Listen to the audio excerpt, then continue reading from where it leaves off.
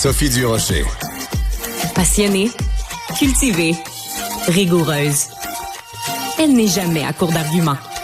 Pour savoir et comprendre, Sophie Durocher. Alors, ça a beaucoup circulé pendant la fin de semaine, ces images sur le site, la page Facebook de l'Oratoire Saint-Joseph à Montréal, des images de 3 jeunes pris par des caméras de sécurité avec cette mention qu'il y avait eu du vandalisme à l'Oratoire. J'avais envie d'en savoir plus. On va parler à l'instant avec Céline Barbeau, elle est directrice des communications à l'Oratoire Saint-Joseph. Bonjour, Madame Barbeau. Bonjour, Madame Durocher. Qu'est-ce qui s'est passé en fin de semaine, Madame Barbeau? En fin de semaine, nous avons du vandalisme à l'Oratoire depuis cet été. Et puis, on a remarqué que vraiment, les actes d'infraction ont à peu près doublé, sinon triplé depuis cet été. Et que les gens qui viennent ont l'air d'être de plus en plus équipés. Ce sont des actes qui semblent être planifiés. Les gens arrivent avec des échelles, des cordes, des cisailles, des pieds de biche et ils essaient de s'introduire dans des endroits qui sont absolument interdits au public. Par exemple, aller dans le dôme de l'Oratoire. Ce sont des endroits qui sont absolument pas sécurisés et prêts pour accueillir des gens. C'est dangereux de s'y rendre. En fin de semaine, on a vécu quelque chose d'un petit peu différent et c'est la raison pour laquelle on a décidé de dénoncer la situation sur les réseaux sociaux. Les vandales se sont introduits au jubé du grand orgue de la basilique. C'est à cet endroit-là que nous avons le précieux orgue Bécarat qui date des années 60. Des caméras ont été arrachées, les portes ont été défoncées et on remarque là, qu'ils avaient de l'équipement là, pour faire ça. Cette fois-ci, on a été chanceux qu'ils se sont pas attaqués à l'orgue comme tel, mais cela dit, on a décidé de dénoncer ce qui s'était passé en espérant sensibiliser les visiteurs et les pèlerins à signaler les actes dont ils sont témoins.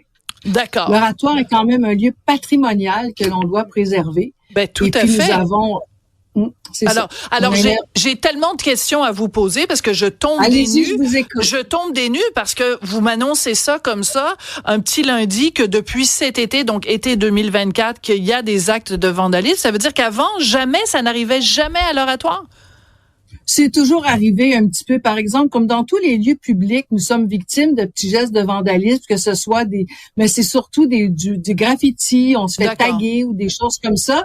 Il y a eu quelques tentatives d'entrer à l'Oratoire en brisant des portes, mais depuis l'été, c'est vraiment devenu presque à chaque week-end, en fait, il y a des gens qui viennent ici puis qui essaient d'entrer pour aller dans des lieux secrets. D'accord. Alors, comment vous expliquez ça? Est-ce que vous avez identifié, parce que la façon dont vous le décrivez, vous dites que les gens sont armés de pieds de biche ou de vraiment d'instruments, donc c'est pas quelqu'un qui décide à la dernière minute, c'est planifié.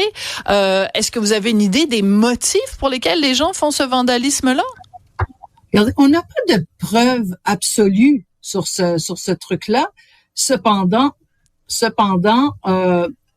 on pense qu'il y a beaucoup d'explorateurs urbains, peut-être qui viennent, peut-être qu'il s'est passé des trucs sur les réseaux sociaux. Il y a beaucoup d'images sur les réseaux sociaux de personnes qui sont montées sur la croix de l'Oratoire. Ce qui est évidemment extrêmement dangereux, en fait. Ben oui, je vois qu'il y a quelqu'un qui essaye de vous parler. Vous lui dites, je suis en onde à Cube Radio, revenez plus tard.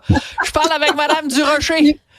Effectivement. Voilà. Alors, c'est ça. On en a vu, mais c'est jamais... Alors, on sait pas exactement. Sur les réseaux sociaux, là, on voit des images de gens qui sont rentrés avec des caméras. Est-ce que ça incite les autres à le faire? On n'a pas de preuve absolue de ça.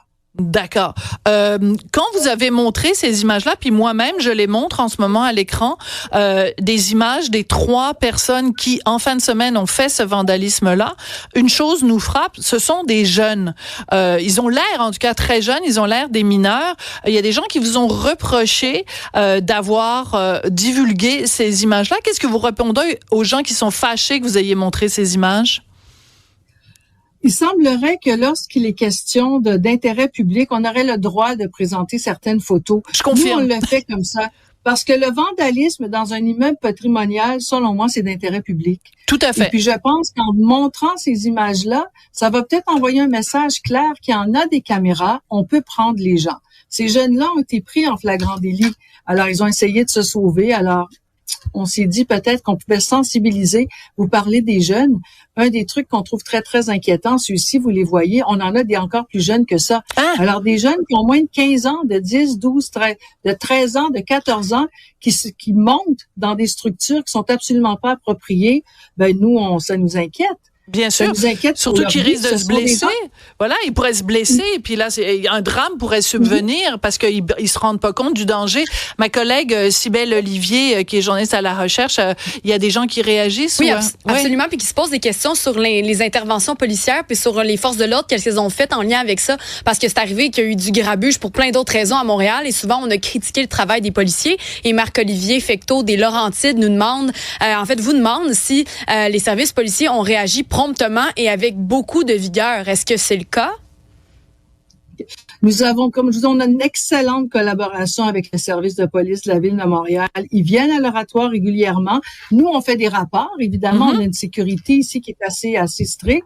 On fait les rapports à la police. Puis ensuite de ça, évidemment, à la police de Montréal de faire les suivis sur des situations d'entrée par effraction. Mais généralement, on a une belle collaboration avec eux. Mais il faut les prendre aussi. Mais c'est ça. Est-ce que les suivis, est-ce qu'ils sont faits, les suivis? Est-ce qu'ils vous reviennent? Est-ce que les suivis, savez-vous qu'est-ce qui se passe avec les gens qui font ça, tu sais, parce que, est-ce qu'ils font les suivis?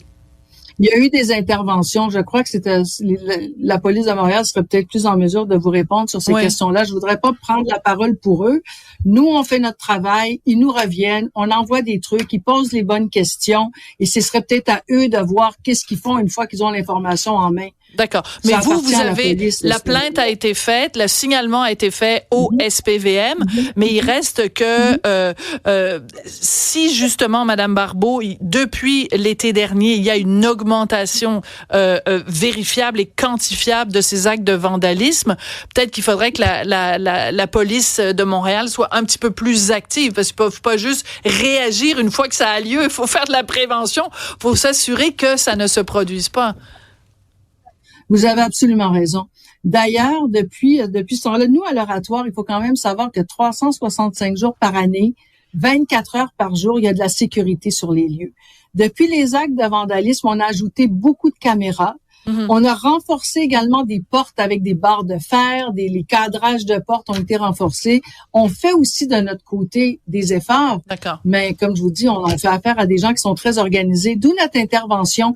Ce qui nous inquiète, mis à part le matériel, c'est vraiment, plus il y a des gens qui viennent, plus il y a des risques d'accident. Absolument. Les jeunes de 13 ans qui tombent du dôme, là, c'est très dangereux. Très dangereux, très inquiétant. Et je vais vous poser une question, vous allez y répondre par oui ou par non. Est-ce que vous pensez que le vandalisme à l'oratoire est motivé par des raisons religieuses, oui ou non? Non. Parfait. La réponse est claire. Merci beaucoup. Céline Barbeau, vous êtes directrice des communications à l'oratoire Saint-Joseph. Allez et ne pêchez plus. Allez en paix. Je vous remercie beaucoup de votre intérêt pour l'oratoire. Bonne fin de journée. C'est normal, merci.